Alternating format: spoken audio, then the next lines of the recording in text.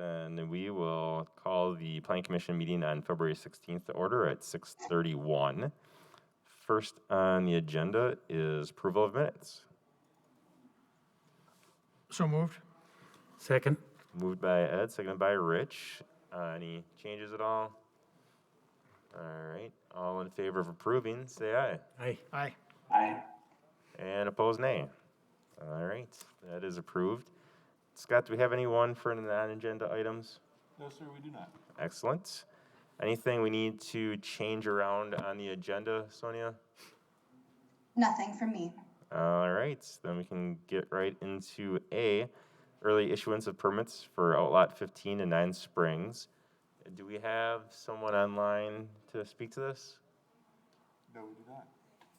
All right, then I guess, Sonia, if you just want to go into staff report then. Sure. So this is a request from the applicant for early issuance of permits. This is associated with a project in the Smart Code area of 9 Springs, and it's called the Limerick. This is a senior housing project by North Point Development, and the Plan Commission has seen this recently in terms of the CSM certified survey map that was approved to divide the lots. So when you have a land division, there are usually subdivision improvement agreements associated with that, which spells out the requirements for public improvements. On this project, they're relatively minor. It's a piece of sidewalk along Lacey to serve the project. So usually in the ordinance, the standard process is that public improvements need to be completed and accepted prior to permits being issued. The land division ordinance allows the Plan Commission to circumvent that, to allow issuance of early issuance of permits for major projects if certain standards are met. So staff has no concerns with this request and has recommended approval. There are 8 conditions, and I'll just point out in the staff memo the important ones.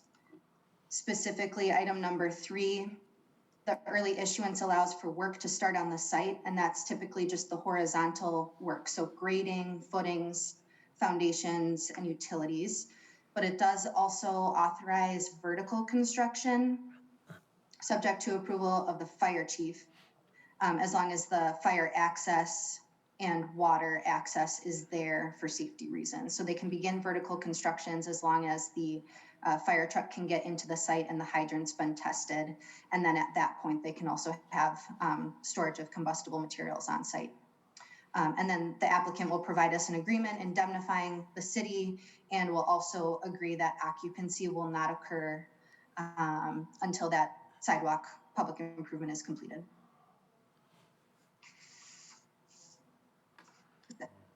All right, questions, comments, Ed? Yeah, I have one question. Sonia, when these things come up, you look at it in planning and public works, I think, probably looks at it, and fire looks at it. And if everyone's okay with that on staff, I really wonder why it needs to come to Plan Commission, because if you've gotten it to a point where you're comfortable with it, we're going to be also probably. And if you're ever not comfortable with something, you could kick it up here. So I'm wondering if this is something that maybe council could take a look at. Well, a little bit of an ordinance change, because it's just one more step that developers have to go through sometimes that isn't always really necessary. So maybe as your last, this is the last thing that you do, Tom, before you leave council, you could draft that up quick and. Do you want to speak to that at all, Sonia? Yeah, I think that's a good idea, Ed, and worth exploring. It usually turns out that the conditions that we have on these early issuance requests are pretty standard. They don't vary a lot from project to project. So yeah, I think that's something that we can kind of discuss further with the mayor and look into. Thanks. With that, I'll move approval. Second. Seconded by Stephen. All in favor, say aye. Aye. Aye. And opposed, nay. All right, that is approved. On to B, the ADR for,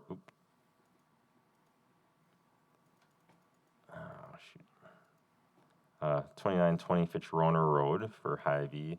Rich, did you? All right, Rich is abstaining from this one.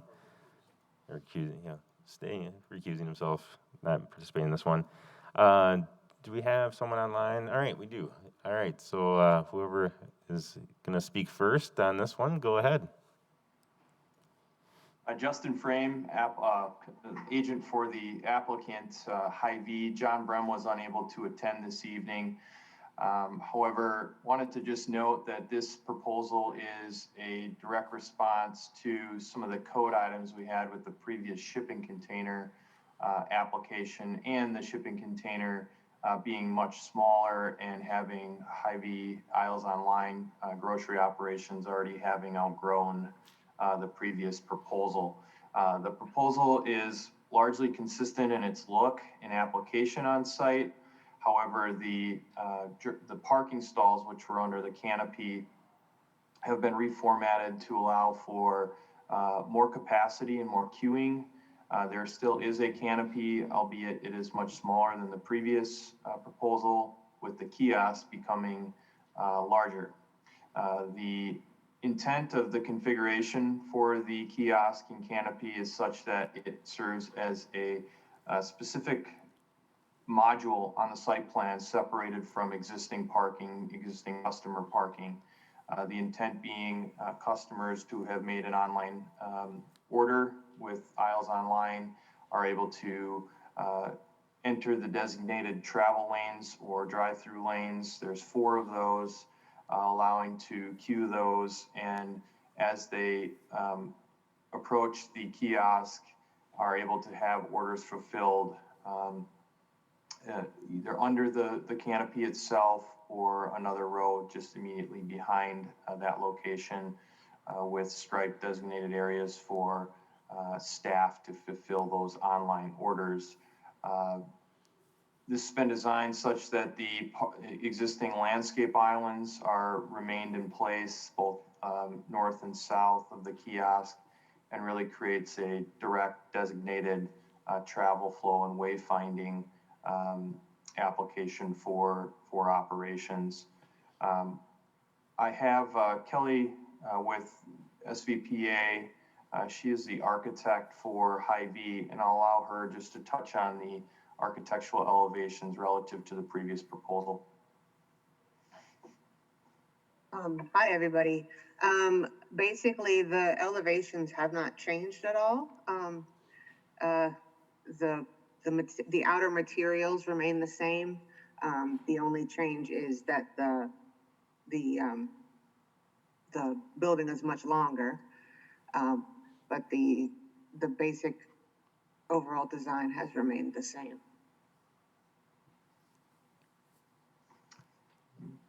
Just a few additional notes relative to the comments we had heard from staff and from fire. We are reducing some parking stalls by virtue of the kiosk placement and those travel lanes. We feel it's a safe design in that it separates, again, the use of Aisles Online from standard customer parking. Fire, we had worked directly with Chad and his team on reviewing of fire protection, designated fire lanes serving the kiosk location, and had responded to a number of auto turn exhibits for Truck 1, which is the largest fire truck apparatus that the city has. And we've provided those in follow-up and in supplement, showing that access to the designated fire lane is accommodated on site. I think an additional comment that was noted was that there's an ability to bring the kiosk larger in height, and in context, the structural canopy and the kiosk are 2 separate elements, and the kiosk has utilized parapet walls at the roof line to break up the roof line relative to the canopy height. And so currently the elevations have remained. I believe those were a couple of the key items that discussed. Landscaping along the Fitchburg frontage will be preserved and protected. There's a fairly healthy landscape buffer along the right-of-way to this location. And again, those islands on site that will be maintained we'll also have the landscape preserved and protected as is current. All right, Sonia, would you like to do the staff report? So just a little background, the Plan Commission did see something similar in 2020. At that time, the Plan Commission approved use of Isles Online to use a shipping container out on the site with a canopy, and the shipping container would be architecturally modified to accommodate the use. I do have that approval up if there are questions or comparisons. But as the applicant described, the site plan changed.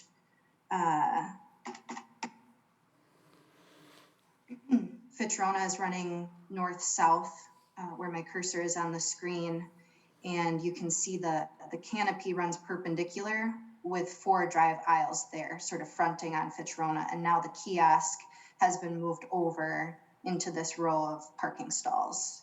In the previous iteration, that was sort of flip-flopped with the shipping container modification being along Fitchburg Road. And then, as the applicant described, the materials itself are similar, if not the same. But the structure has been increased in size by about 400 square feet, and it's now stick-built, ground up, instead of a shipping container. The canopy still exists, and it has the full brick-wrapped columns that we discussed last time. And then we also asked for photos of the view that you would have from Fitchburg. So those were prepared and submitted in response to our comments. You can see where the shipping container is parked today. And this is where the drive aisles would sort of come through underneath the canopy, with the stick-built structure being located over in this row of stalls. So there are some existing trees there that provide a little bit of screening to those drive aisles. So the staff recommendation is for approval with 4 conditions as listed in the staff report. Nothing major to point out, but I can address questions. All right, any questions, comments from anyone? I have one quick question. Go ahead. In the row that you're taking over, kind of the north and south of there, there's spots that are not being covered by the proposed kiosk. What's going to happen with those spots? Those would be striped in a chevron pattern so that they're restricted for parking. Those areas would be designated for use by Isles Online and Hy-Vee staff to enter the kiosk and bring orders in from the store. And so those areas are restricted striped surface pavement areas. Do you plan on kind of blocking the through on the other side then so people aren't pulling through? I'd just be concerned, people might, how people like to pull out frontwards. If they see that open space, they might try to pull through your lanes, causing some issues. Yeah, I think that's a good point. The kiosk obviously will have a knee wall that will restrict vehicle. It'll be a concrete foundation wall, which will have a bit of height to it. But we're open to discussion on the stalls that are adjacent in looking at ways to deter pass through. I think these are pretty busy. And with the striping, it does suggest a restricted area, but I acknowledge a concern during winter conditions. Kelly?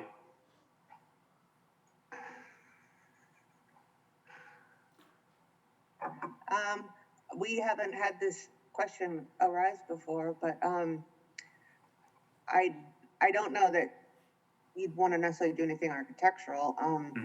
I don't know if plantings would make sense, or just some kind of planters that could be moved in the future. I don't know, we could definitely look into that. Yeah, sorry, it just caught my attention because I've been in that parking lot many times. I know people like to pull through, especially on the other end of the kiosk where you just have those 2. Could be potentially dangerous if someone's leaving on that, row 1, someone pulls through. unexpectedly. Yeah, yeah. Yeah, we'll have to look into that. I'm wondering with the lighting too. I mean, there will be a sign that says that it's Isles Online on the building on both sides, but it's not. The intent is not for it to be lit. So at night, yeah, we'll have to look at that. Stephen? Yeah, a couple of questions. Speaking of lighting, what is the plan for lighting on this structure?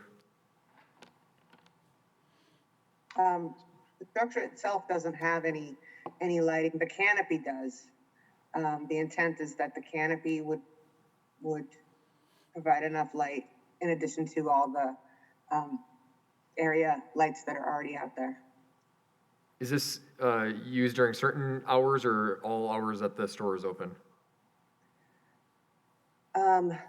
I'm not certain. I know that in my town, they're open till, they're open after dark.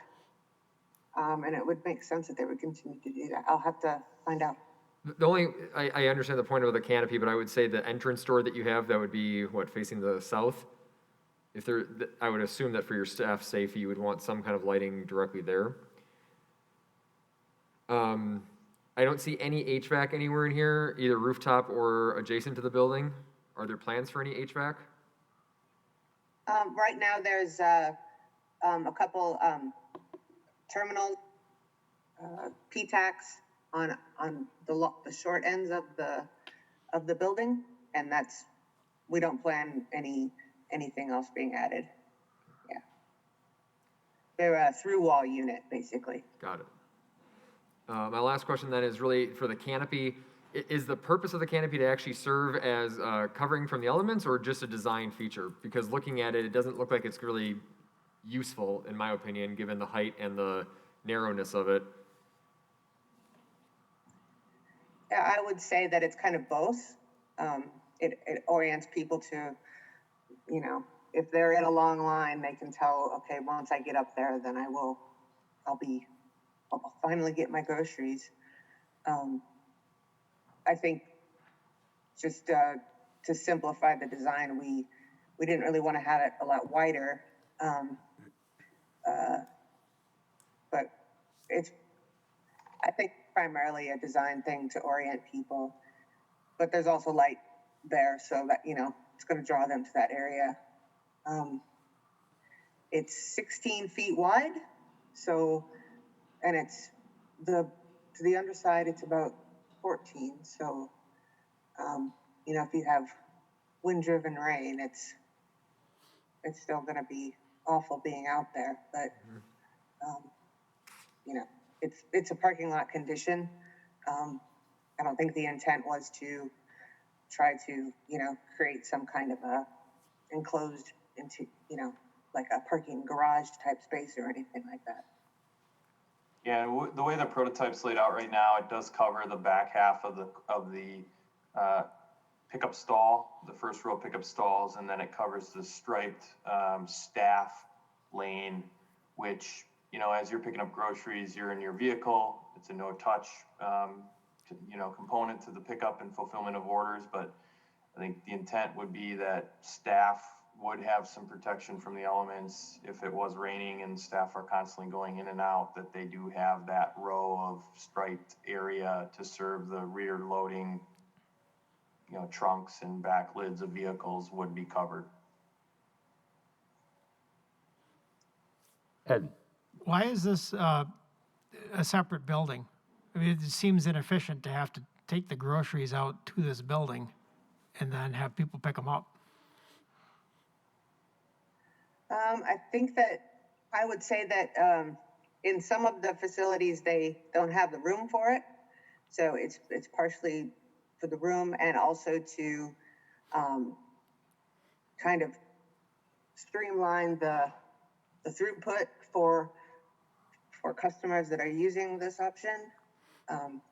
It kind of gets them away from, you know, where they may have had them in the past. Again, from my own experience, the Hy-Vee at my in my town, you know, we were parking up next to the building and then they would come out.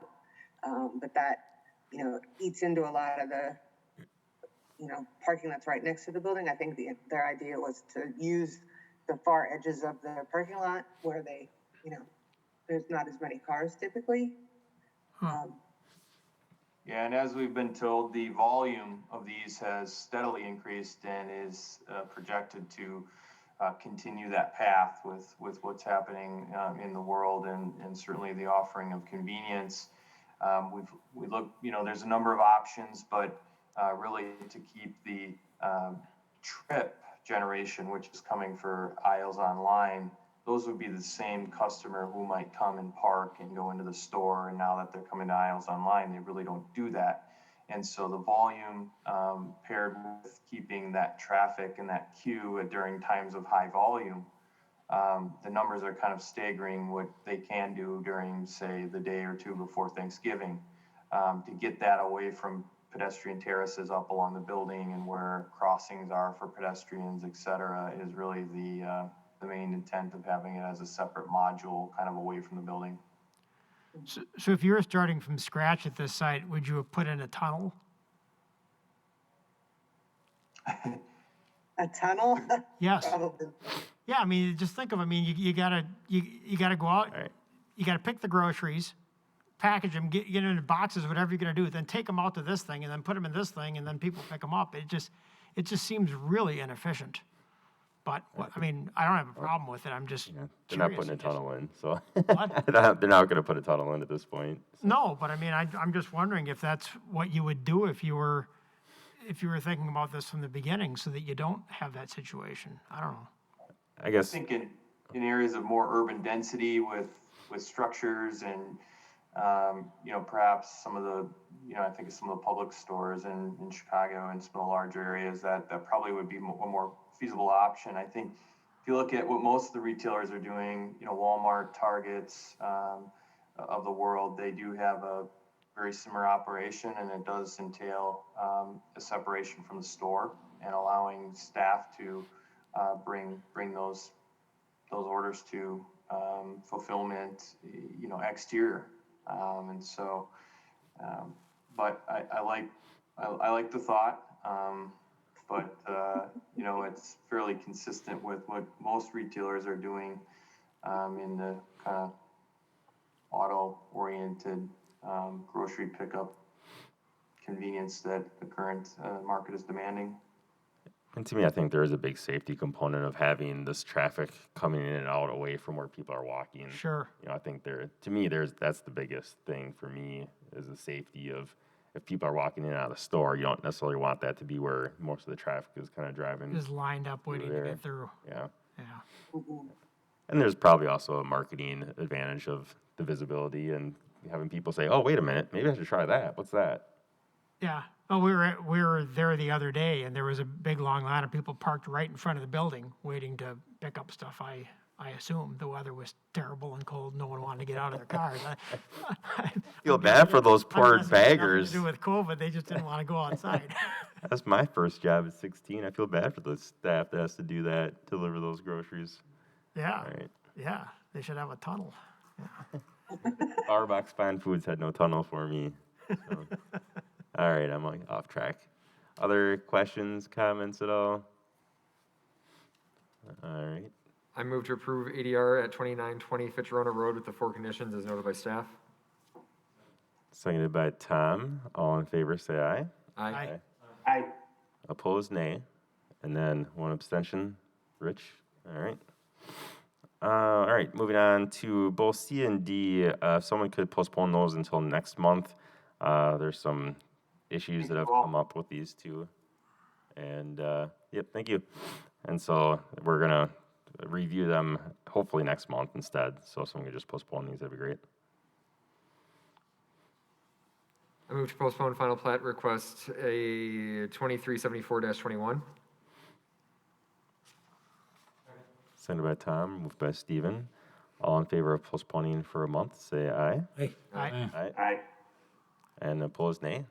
All right, that is postponed. And one more.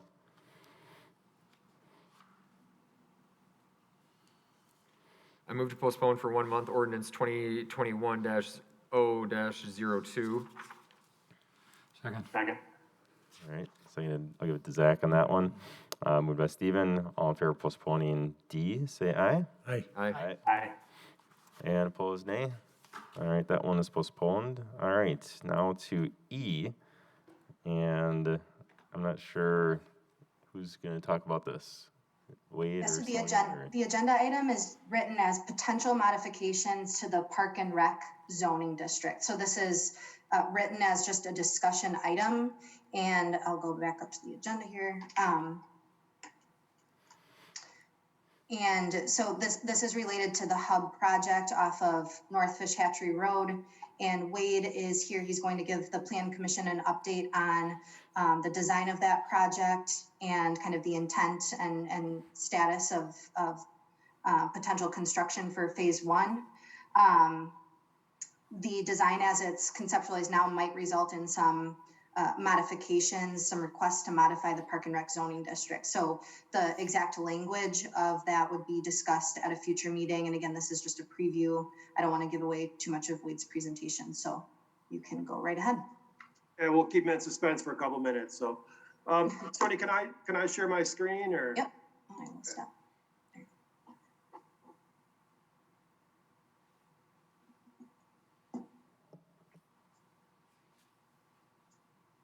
All right, hopefully folks can see a PowerPoint.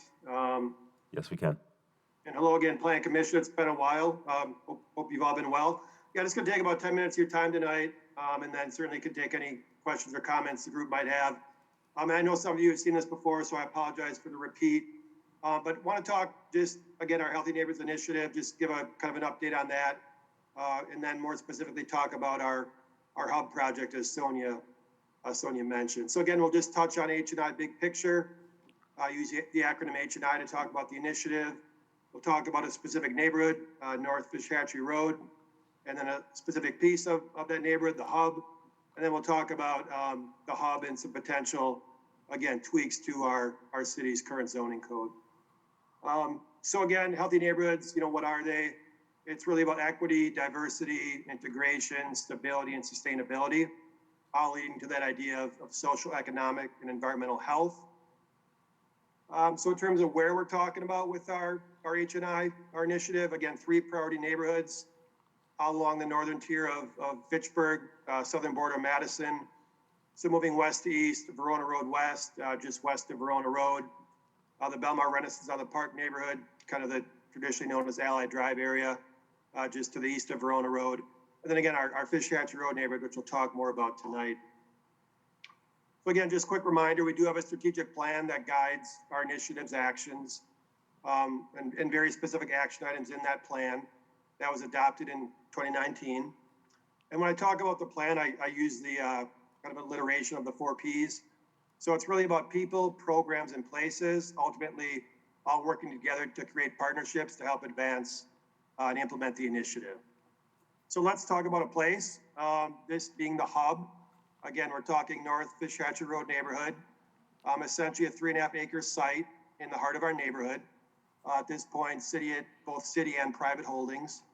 In terms of project goals for the hub, and again, we'll talk more about what the hub is, but kind of 30,000 foot level project goals. We really want to meet the social, recreational, and resource needs of our residents in that neighborhood, as well as attracting the broader community to that neighborhood and to the hub site as well. And I think that quote there kind of sums it up when we talk about that. Really, we want to attract people to the site. Good things happen when people interact and mingle, and good productive outcomes happen as a result of that.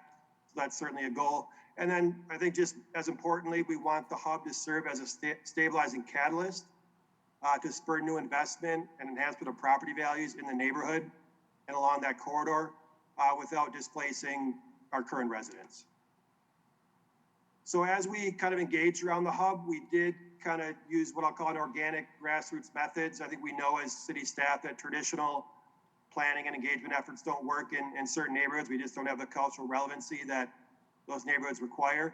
So we are lucky to have 2 part-time city employees. We call them neighborhood navigators. They're funded by the county. They live in the neighborhood and they speak Spanish. So they were able to kind of get kind of get integrated into the neighborhood, work at a level that, again, city staff can't really relate to the neighborhood, get good feedback. And what you see on the right there is basically amenities and services desired by our neighborhood residents for the hub. So, you know, for folks that are familiar with underserved neighborhoods, I think what you see on that list isn't going to surprise you. Kind of a laundry list of desired needs in that neighborhood. So as we plan for the hub, we tried to keep all these desired amenities and services in mind as we created that hub concept.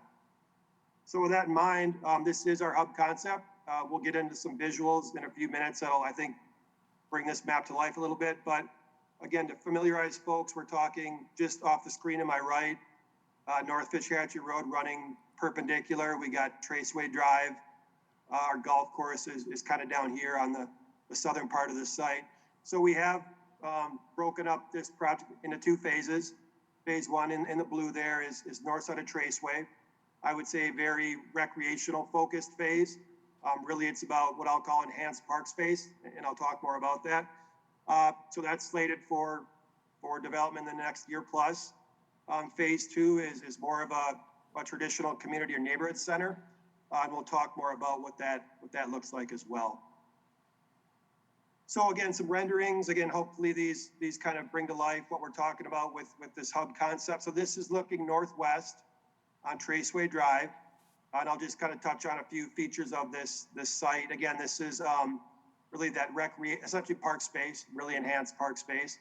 So on the left there, we've got some parking, pretty basic. Moving to the right, we've got kind of a cool facility, an outdoor covered hardcourt area. So you could have, you know, pickleball, basketball, futsal going on there.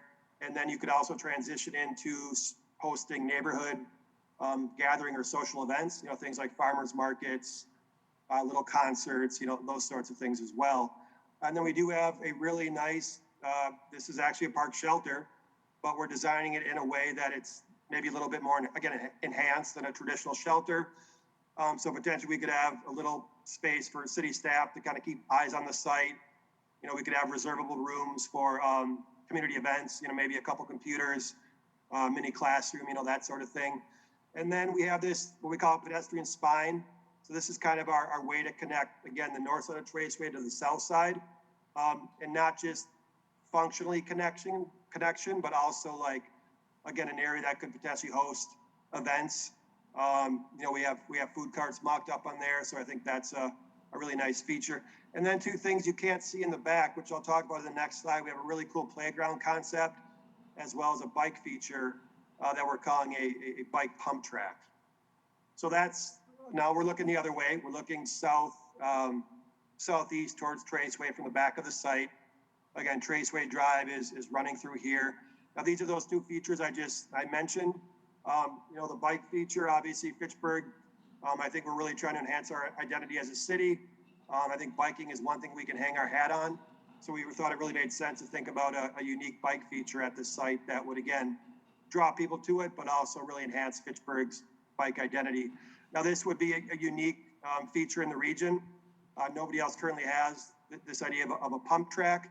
A pump track is essentially like a bike obstacle course. So just envision, you know, kids hopping on their bikes and essentially going through this kind of bike obstacle course.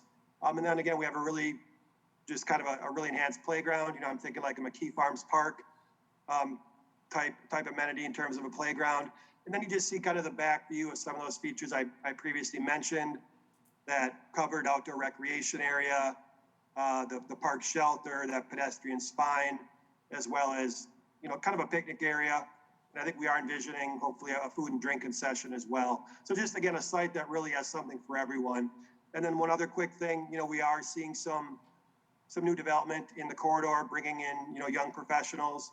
Again, we want this to be a site for not just existing residents, but future residents as well. So we're envisioning like and I don't like to use the word millennial, but kind of a millennial area where, you know, yard games, just kind of an area where folks could hang out and kind of get together and again, recreate in some maybe non-traditional manners. So again, that's phase one, north side of Traceway, south side. Phase two, what we're talking about here is like a full-on neighborhood center. I don't know if folks are familiar with the site on South Park Street. It houses the Urban League as well as a City of Madison Library branch. So I think that's kind of the comparable I use when I talk about this facility.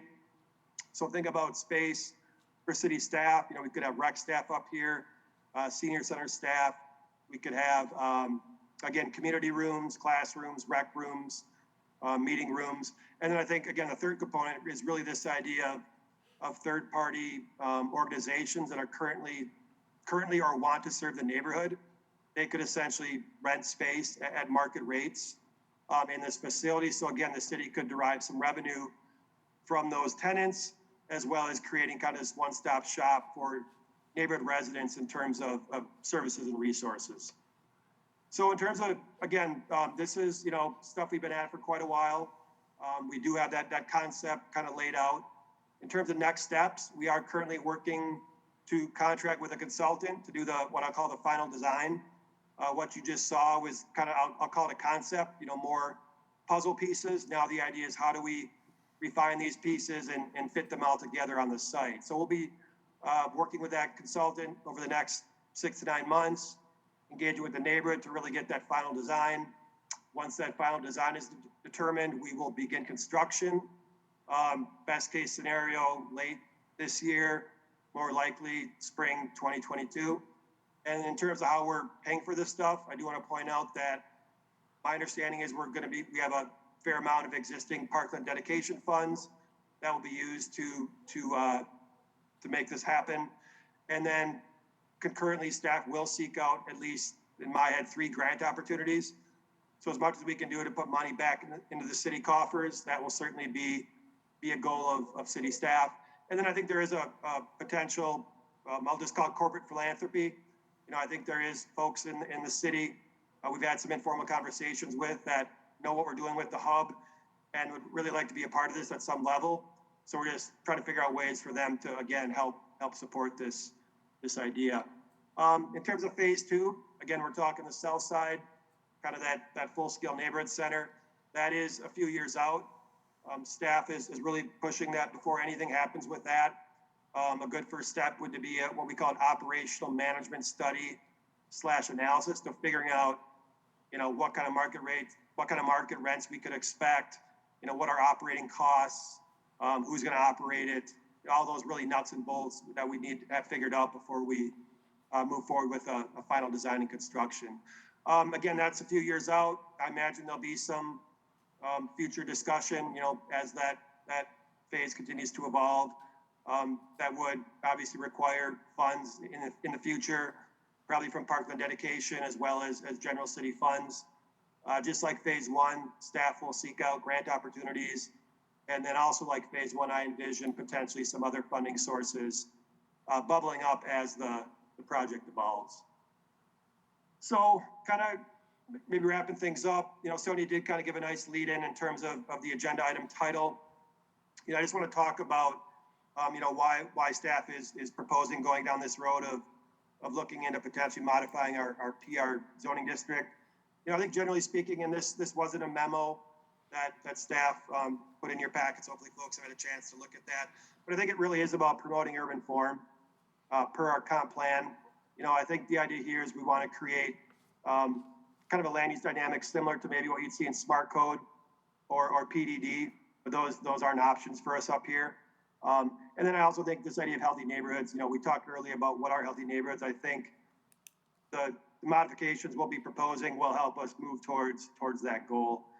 And then I think just as related to the current hub concept, again, as it's currently conceptualized, it would require some tweaks to our PR zoning district.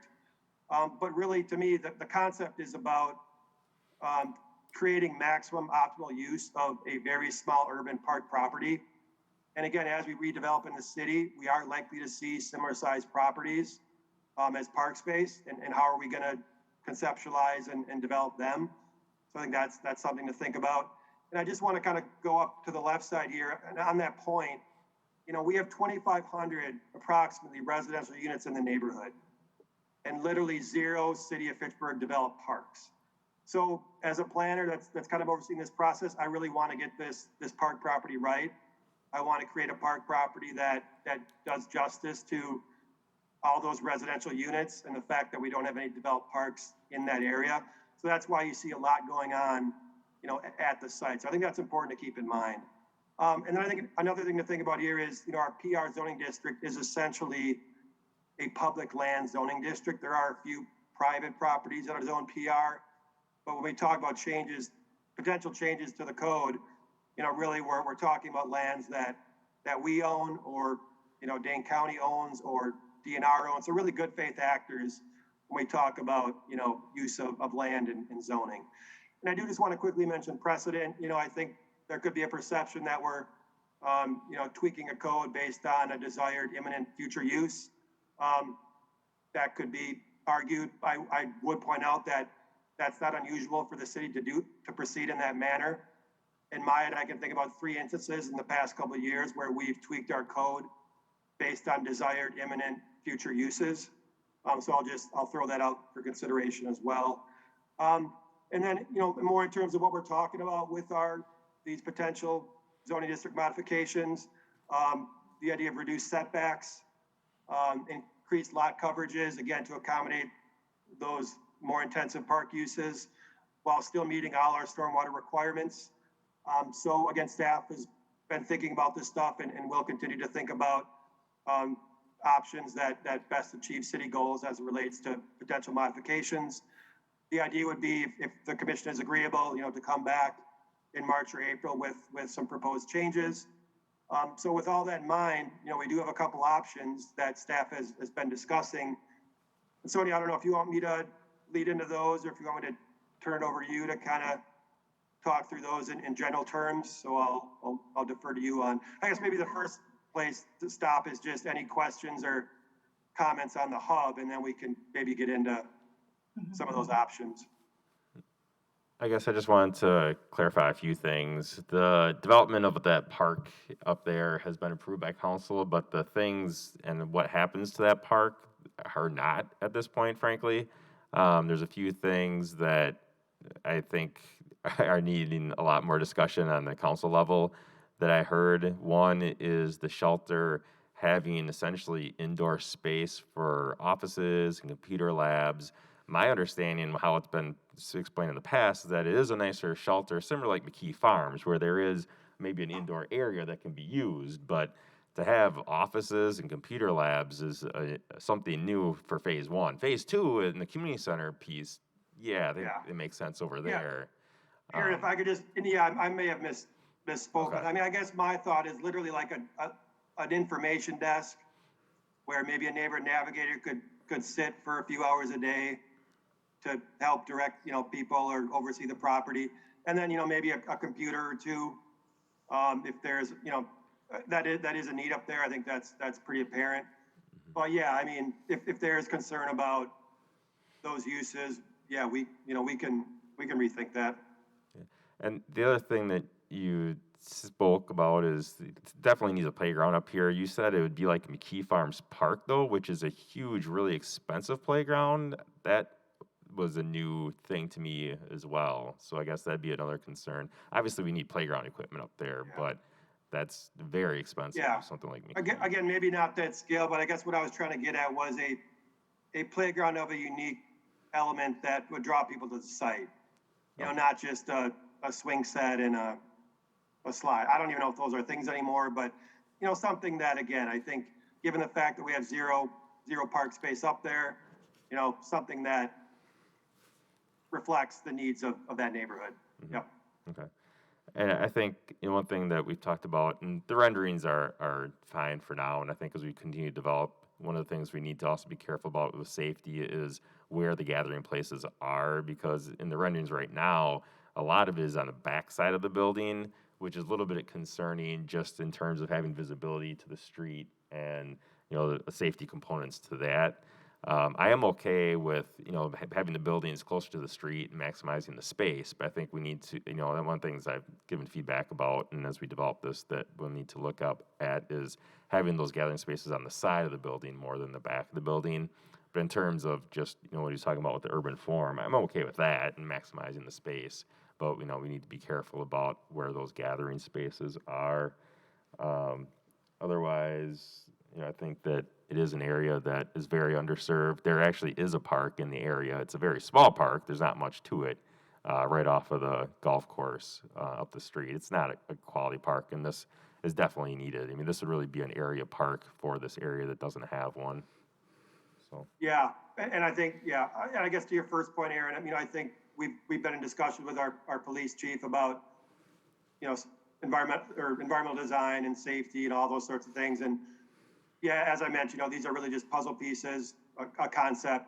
As we evolve in the second design phase, that is on our list to make sure that everything we do is conscious of sight lines and safety and all those sorts of things. Yep. Yeah. Other questions at this point? Yeah, comment. Rich, go ahead. I'm impressed. I really am. I know this is just the initial stages, but I think this looks pretty good. I'm also happy to see Engberg Anderson. We all are familiar with them. They did our library here. I believe they did the one down at Tokay and Whitney Way. They did the one on South Park that you mentioned. And I think they did the one on not PD, but what's that street? Raymond Road, sorry. So I'm happy to see them, and I worked with them before on the library, and they were very accommodating. Yeah. Again, we worked with them on the concept. Engberg was our architect. Ayers was our landscape architect. Both great firms, good professionals. And I think to your point, Rich, they have experience in these types of projects, you know, really community-based, underserved neighborhood type projects. So they've been great. And we're actually, working, hopefully we can work with them again on this final design as well. So. Other questions at this point? I just happened to get to page 109 in the packet where it talks about the preliminary building costs, and the community structure 1, which is in that phase 1, you're averaging about $200 a square foot. Are we building the Taj Mahal? I mean, that for construction costs seems outrageous. I love the idea of it, but that just for that size of a building, for the purpose it's going to serve, just doesn't seem in line. And again, that's the first time I saw it was about 30 seconds ago, but that's my initial reaction to that. Everything else I really love, but that's outstanding. Yeah, so those were provided to us by Ayers and Engberg, you know, folks that do this stuff for a living. Certainly as we get into the second design, we will tighten down those numbers. So I imagine you will see changes to those, hopefully reductions, yeah. Tom, go ahead. Wayne, in reference to the phase 1, that shelter, I call it, would that also possibly, did anybody talk about having doors that come down and go up? I always thought, and I still think the McPhee Farms Park should have it, because then it's used more like in the winter and fall and rainy days and whatever. Did anybody talk about, at least I'm going to stay on this one, you've maybe seen them in other communities where they go up under the roof and come down? Yeah. So, Tom, you're talking about this building right in the middle of the screen there? Is that right? Actually, I was talking more about the other one, though. It could be, but I was talking about the one that's more open. Over like the basketball courts and stuff? Yeah, by the... Really, basketball courts. just the roof over the courts, which is a unique thing. So you mean this thing? I wasn't sure. Maybe I'm talking about the wrong one. I guess to your point, Tom, yeah, we are thinking about all those kinds of features. Okay. I think Hugo Jamestown, a shelter we recently did up there has some similar concepts. The more we can do to make this thing inviting and accessible and year round. I didn't mention it, but I think one thought too is with this outdoor covered area, I think we want this thing to be used year round. We're talking about an ice rink. So maybe in the winter, we have an ice rink up there that again draws people to the site. There's a hot cocoa stand, coffee stand, that kind of thing. Those are all things we're thinking about. I got 2 more for you. In phase 2, you probably already talked to the police chief about this, but I do remember it from the past. In phase 2, would there be a police office there inside that building, maybe due to the fact that rumor has it the chief wanted to go back to bike officers, and I think this would be a great spot for that. Yep, we've talked with Chief Brecklin, about all this stuff, and, you know, I think to whatever, as we get into the final design, assuming this phase two is still, you know, in budgets and years out, you know, we will get into a final design phase. And that's where I think, you know, we will reach back out to all city departments and just say, hey, guys, you know, we're talking about this kind of a community center. Does your department envision wanting a space up there? And we have talked with Chad about that, and I think he has probably a few different thoughts on that, but whoever wants to be up here, I think we want them up there, so yeah. The last thing I have is, I don't know if you have space for it, but the city, boy, what an area to do this next one. Did anybody bring up the skateboard park or skateboard track or anything? I've been to the one, well, let's say my grandkids, to the one in Madison on it's off Winnebago, I want to say, out there. Have you seen that skateboard park that the city put up? Yeah, I think I have, and probably should take a drive out there again once the snow clears. But yeah, to your point, Tom, so I mentioned this bike pump track. Now, we did start this planning literally years ago. Since we've started this planning, Madison has picked up on this pump track idea, and they want to create a nearby park that's essentially a bike-focused park. So I think our thought is, you know, we want to complement each other. We don't want to duplicate what Madison's doing. So you may see this pump track concept evolve a little bit, but one thing we are talking about is maybe in the interior, we could have exactly what you're talking about. So still have a kind of a loop that complements what Madison's doing, but in the interior, maybe like the skate park thing where you could have not just skateboards, but also like BMX, you know, dirt bikes using the ramps as well. So I think the take home here is a bike related feature that is unique and will draw people to the site. And again, we've got some really smart people in the city that are into bikes. So we've been talking with them over the past, you know, few months, and they will continue to help us figure out, you know, what that feature could look like. Anything else for now? It sounds like Wade's got a little bit more. All right, why don't you go ahead, keep going, Wade. Oh yeah, again, I'm pretty much done. I think maybe that's where, I don't know, Sonia, if you want to lead into that, but yeah, we do have ideas on options that could address some of the issues we've been discussing. Thanks for the background, Wade. So what we're really trying to set up is for future discussion on those zoning setbacks. So we have the Park and Rec zoning district and their dimensional standards in there, just like any other Fitchburg zoning district. And that includes like a front yard setback and a rear yard setback and side yards. And those were, you know, how I understand it is just generally more developed and more appropriate for passive recreation, a little bit more of a suburban form. Clearly based on the presentation, this project is different, it's unique, it's trying to activate that street front and trying to kind of create an exciting different urban sort of park offering than our Park and Rec zoning standards are maybe developed for. And I'll just also add that, you know, this urban form and potential reduction in setbacks would be more compatible with the surrounding development on Traceway itself, with some of the development that's happened there recently. So again, this is just a highlight, a preview, but we did want to give you an idea of what the type of changes might look like. So we put together a couple options to show you what exists today.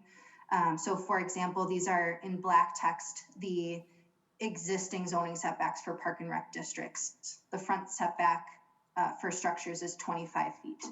Really what we're conceptualizing a reduction in that, maybe 10 feet, you know, the exact number to be determined. So we put together a couple of different options. This first option would keep all of the existing zoning setbacks, and those would continue to apply to every single Park and Rec district across the city and every park. But then we've added this idea in red language where certain setbacks could be reduced on a conditional use basis by the Plan Commission. So that would include a public hearing, a mailing to surrounding property owners and residents, and it would allow the Plan Commission to take surrounding properties into context and make a decision on whether a reduced setback and what the exact amount of that setback would be and if that's appropriate. So it kind of leaves it a little bit more open-ended, but moves that conversation into the public realm with a public hearing. And then also just maintains that permitted kind of form that we have in all of our other parks. The second option is that you actually go and reduce the setbacks. And those would apply to every park, but it would take some of that conditional use discussion out of Plan Commission, maybe make it a little bit more predictable. So reduce the front setback from 25 feet to 10, and maybe reduce the rear setback from 50 feet to 20. There is this one last piece down here regarding open space. So in addition to the setbacks, we'd be looking at a change in open space. Our normal park development requires a 50% open space. Something like this urban form hub concept might have more developed area, but it's kind of, again, it's like a hardscape in an activated area rather than passive green space. So still a recreation purpose, just in a different form. So some food for thought for now. We'd welcome feedback, questions, or comments to direct staff as we move forward. Any thoughts on the two options? I guess I can speak that I like the conditional use, I guess, piece to it. Just, I think it, there's a number of places where it could come into play, and this is one where I would definitely do that, but I guess I kind of like the conditional use option between the two myself. So that way we would normally stick with the existing setbacks, and if there's a particular reason why we want this, we look at the conditional use. Yeah. That makes sense. I don't know, but love to hear what other people think. Rich says he agrees. Seems like I'm getting some nods that people generally like that idea. So seems like people generally like that here. I'm not hearing anything else, Rich? You good? No, I generally don't like conditional use because they're permanent, but I think this is a good use of it. Okay. All right. Hopefully that's enough feedback. Yeah. Okay. All right. This will be referred to Parks Commission as well. Okay. Great. Well, thank you, Wade. Yep, thanks. All right. Then I think we can move on to F, R3621. And I see no one else on here, so it must be all you now, Sonia. All right, yep, some city resolutions. So this one is a release of a stormwater easement.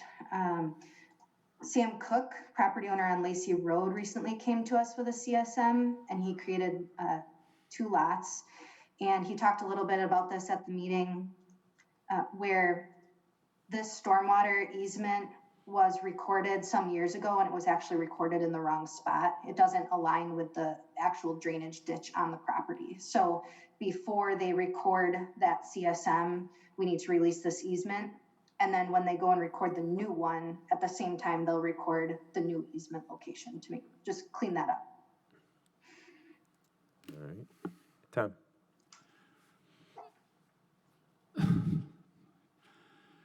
Sonia, is this, I knew that he had this lot down there and it had to do with, I think some property, if I'm not mistaken, east of his home. But the thing is there's no more driveway access or anything. We're not adding anything onto Lacey Road, are we? No, nothing's proposed with this. There is a lot here that is fairly large that could potentially have a new access point. But this particular property owner owns another parcel of land a little bit to the east, which I think has a different, I just want to make sure we're talking about the same parcel. I actually was talking about Sam Cook's lot. Is that the same one? Are we talking about the same one? He owned 2 lots on Lacey Road. So this is the one that's further west towards City Hall, right off of Fahey Glen, the roundabout. And then as you go a little bit further east, you cross a little bridge with the green fencing, and then he owned another parcel there. So is that gonna, maybe they're already there, I'm just asking the question, are the driveways cut in already or not? Yeah, on that parcel further to the east it is, and then this house parcel already has a driveway on it. Future development could occur on the rest of this lot with a driveway. There might be a driveway cut there, actually. Yeah, actually, Aaron, I think you're right. They took that into consideration with the Lacey Road reconstruction project. Yeah. That's what I wanted to pick up on. There you go, Lacey Road. I know where the lot is, and I know where the driveway comes out, and there's not another one added to it, is what I'm saying. It's just that one. No, and this is a stormwater easement, so this isn't even roads or anything like Not that. close to it, okay. Yeah. That's fine. Okay. Other questions at all?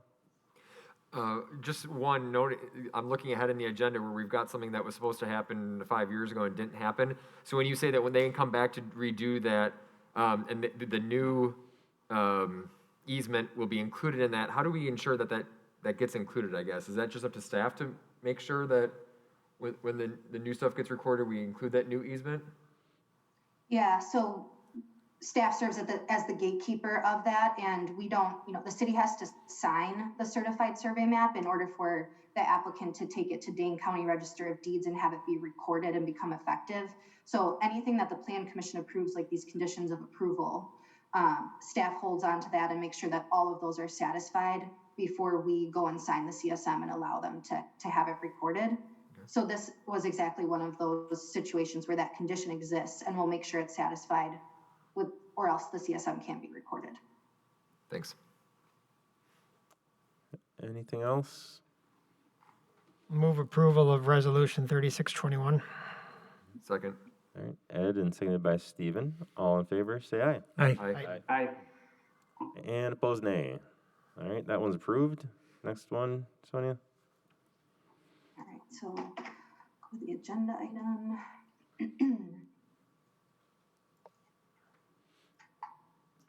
So we're on G. here. Yep. This is release of an option to repurchase between the city of Fitchburg and Sub-Zero. So this dates back about 20 years.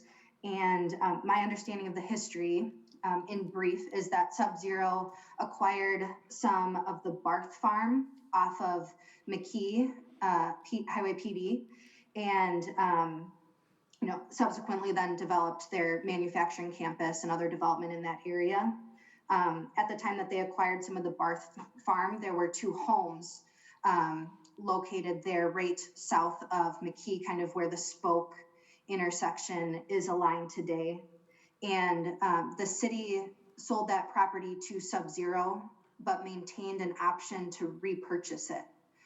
Over the years, there were various development agreements adopted associated with the Sub-Zero development. And basically, both parties have fulfilled their obligations. So Sub-Zero developed their campus to the TID requirements. And then the city also acquired over time the right-of-way that's been needed for McKee Road. So there is no purpose anymore to holding on to the option to repurchase. And the agreements actually said that the city would release this at some point in the future. So this is now come that time, and it's just sort of finalizing that arrangement. We would no longer have an option to repurchase that property.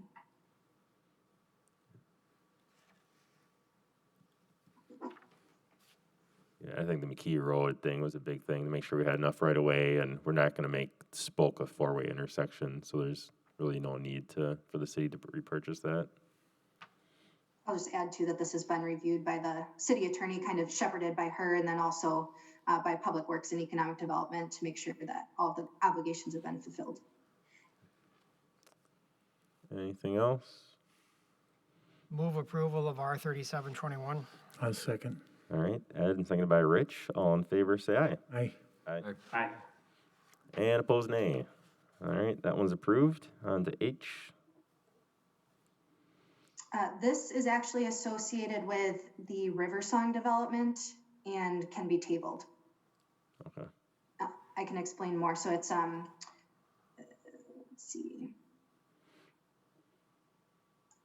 the items that we tabled earlier were, part of the Terra Vista development, and these lots sort of central to the neighborhood. And there was a reconfiguration of the lot lines that would have made this central alley no longer needed as a public utility easement. But because the plat was tabled earlier, this easement release should also be tabled so that we're making kind of decisions in tandem with the rest of the project. I move to table resolution R 48-21 for 1 month. Second. All right, Stephen, and seconded by Tom. All in favor of tabling or postponing, say aye. Aye. Aye. Aye. And opposed, nay. All right, and then last one. The last one is cleaning up a situation that was associated with the Verona Road reconstruction project when Spoke and Sprocket went in. So Spoke and Sprocket were built in this area, and there was a tiny piece of excess right-of-way that the city had. It was understood that once that construction was done and the Verona Road project was closed out, that the city would no longer need this excess right-of-way. This was reviewed back in 2016. Plan Commission and Council approved a letter that established that understanding. And now we're at the point where a quitclaim deed has been prepared in order to convey that land back to the adjacent property owner, which is CertCo. So this would be a resolution approving the actual conveyance and a quitclaim deed as the instrument to do that, and move it out of excess city of right-of-way that's not needed and over to CertCo. Any questions on this one? Or comments? All right, someone want to do a motion? I move to approve resolution R 51-21. Second. All right, Stephen, and seconded by Ed. All in favor, say aye. Aye. Aye. Aye. Aye. And opposed, nay. All right, that one's also approved. A report from department, Sonia? Our next meeting is March 16th, and we did receive a number of applications today. And we might have those items coming back from Riversong that we tabled. So I think it will be a fairly busy agenda. All right, excellent. Any other announcements for anyone? All right, then we can do a motion to adjourn. So moved. Moved by Ed, Second. seconded by Rich. All in favor of adjourning, say aye. Aye. Aye. Aye. Anyone opposed? All right, we are adjourned. Thank you. Sonia.